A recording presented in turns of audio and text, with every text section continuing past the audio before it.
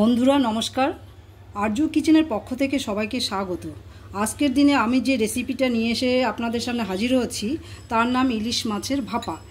এই জন্য যে উপকরণগুলোর দরকার সেটা হচ্ছে ইলিশ মাছ, সর্ষে, কাঁচা লঙ্কা, এখানে আছে পোস্ত, নারকেল কুচানো, কাজু, কয়েক টুকরো কাজু রয়েছে, নুন, তেল আর হলুদ।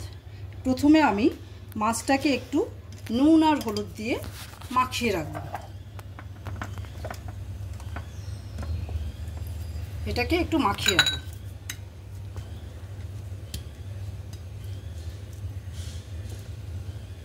এরপরে আমি মিক্সিতে এই নারকেল কুচাগুলো এগুলো দিয়ে দেব, কাজু, পোস্ত, সর্ষে আর 4টে কাঁচা লঙ্কা এটা দিয়ে দেব। এর সঙ্গে একটু সামান্য জল মিশিয়ে পেস্ট করে নেব।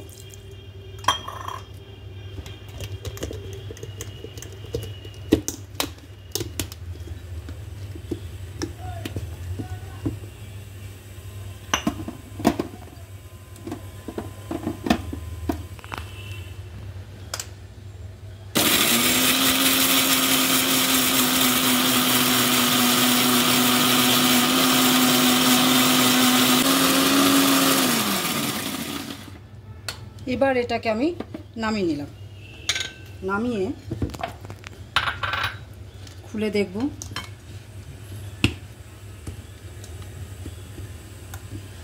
হ্যাঁ, পেস্ট হয়ে গেছে। এবার এটাকে আমি পেস্টগুলো এই মাছের সাথে মিশিয়ে নেব।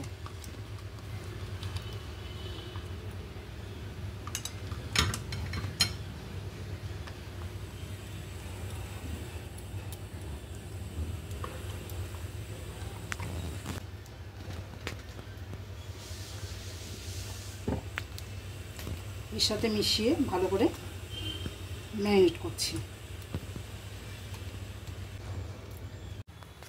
এবার আমি কড়াইতে একটু জল বসিয়ে দিলাম। জলটা ফুটতে হবে, বেশি জল না, যতটা দরকার হয় পরিমাণ মতো। একটা বাটি বসবে, টিফিন বক্স বসবে, সেই হিসাবে আমি জলটা বসিয়ে দিয়েছি। এবার আমি এই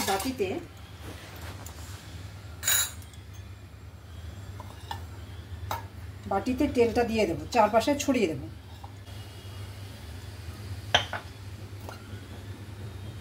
বেশি মাছ না, আছে অল্প মাছ দেখে আমি একটা ছোট টিফিন বক্স নিলাম। এবার আমি এই যে মশলা মাখা, যত সমস্ত মশলাগুলো দেখিয়েছি এই পেস্ট করা, এই মশলা মাখা মাছটাকে আমি একে একে সব বসিয়ে দেব।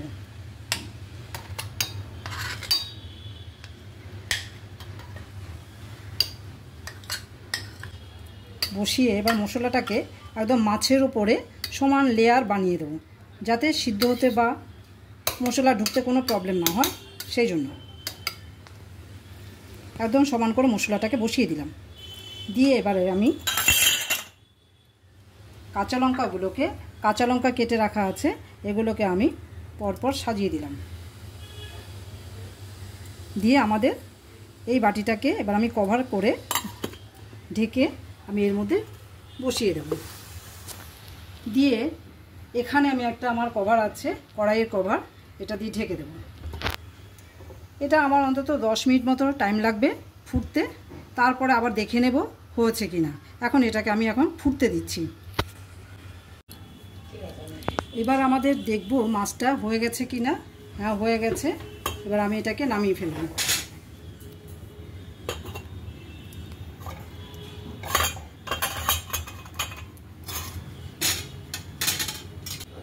সার্ভ করব।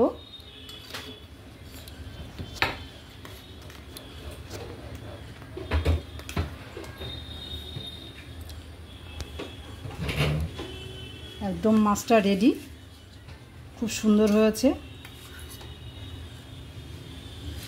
আপনারাও এটা খেয়ে দেখুন এবং শেয়ার করুন। খুব সুন্দর তৈরি হয়ে গেছে ইলিশ ভাপা।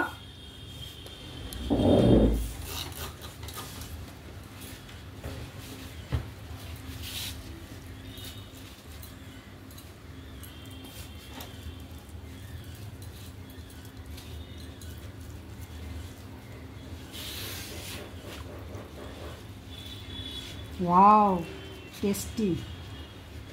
বন্ধুরা, আপনারা জানাবেন কেমন খেলেন এবং শেয়ার করবেন এবং সাবস্ক্রাইব করে দেবেন। Thank you.